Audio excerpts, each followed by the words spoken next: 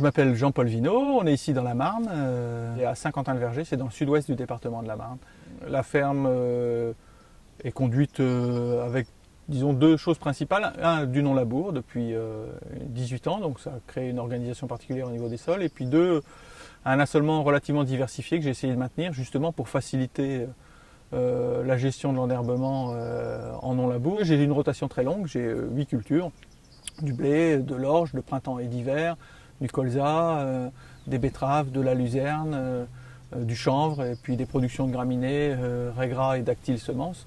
Alors ici on est dans une parcelle de blé qui a été implantée l'automne passé derrière du chanvre. Cette parcelle elle est en non-labour depuis au moins 1997. Alors la particularité d'avoir arrêté de labourer depuis maintenant 18 ans, c'est qu'on a eu un approfondissement du profil. Et en fait ce qu'on peut constater aujourd'hui c'est que le fait de ne pas avoir labouré depuis maintenant 18 ans, le fait d'avoir laissé souvent des débris en surface pour attirer en fait les vers de terre, on a aujourd'hui des galeries de vers de terre partout.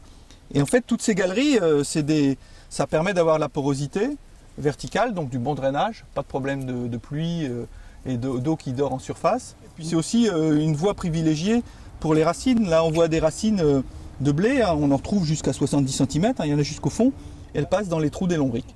Ça permet normalement de passer un peu plus facilement les stress hydriques. Voilà, ce blé-là, il n'a pas vu d'eau depuis début mai, il est encore assez vert. Ça, c'est une motte qu'on a sortie de cet horizon-là, moins 30, moins 40 cm.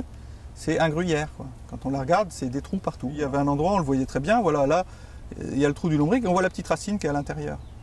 Et alors l'intérêt de tout ça, c'est qu'avant, on dépensait beaucoup d'énergie mécanique avec le labour à créer une porosité pour pouvoir implanter une graine dans de bonnes conditions. Alors que si on arrête de travailler ce sol et qu'on laisse la nature faire, et ben en fait ça s'organise tout seul cette chose-là. On sait aussi, et quand on fait du semis direct, des cultures simplifiées, enfin qu'on essaie de développer cette vie du sol, on voit les lombrics apparaître. Tout de suite on a un effet visuel, mais il y a plein d'autres choses qui se passent à l'intérieur, il y a plein de micro-organismes, il y a plein de bactéries qui interagissent avec les plantes, et puis il y a surtout plein de champignons.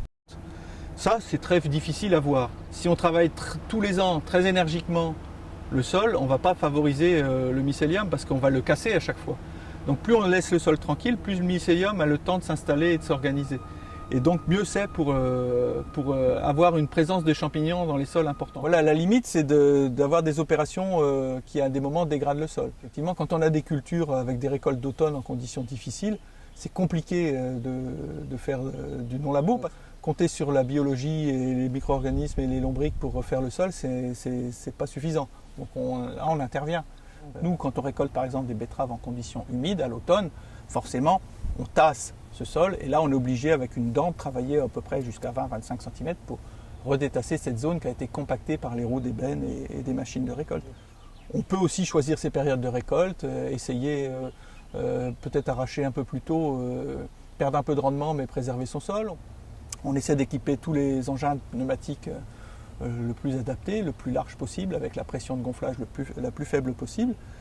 Et puis on compte aussi beaucoup sur la nature, parce que ces lombrics ils sont extrêmement puissants, et dans la mesure où on leur laisse à manger en surface, ils viennent chercher cette paille et tous ces débris pour les manger. Et donc eux, ils ont aussi la capacité de reperforer des zones qui sont un peu plus compactes. Donc il faut faire gaffe à ne pas trop dégrader, parce que on compte sur la nature et elle est aussi efficace mais plus lente. Moi j'ai un assolement avec une quantité de betteraves qui n'est pas trop importante, je reviens tous les 5-6 ans sur les parcelles. Derrière on a 5 années où on peut reconstituer le sol et il supportera d'autant mieux le stress qu'il est vivant et dynamique, il a beaucoup de résilience. Ça c'est tout l'avantage que je trouve moi au non-labour depuis maintenant 18 ans, c'est que le sol il s'organise naturellement. On dépense moins de temps, moins d'énergie, en plus ça marche. Après chacun trouve la méthode adaptée à sa rotation, à sa façon de faire. Il ne faut pas sortir d'une chapelle, il n'y a que le labour qui marche pour tomber dans une autre où il n'y a que le semi-direct qui marche. Donc il faut se dire que tout marche, il faut trouver ce qui est adapté à sa situation.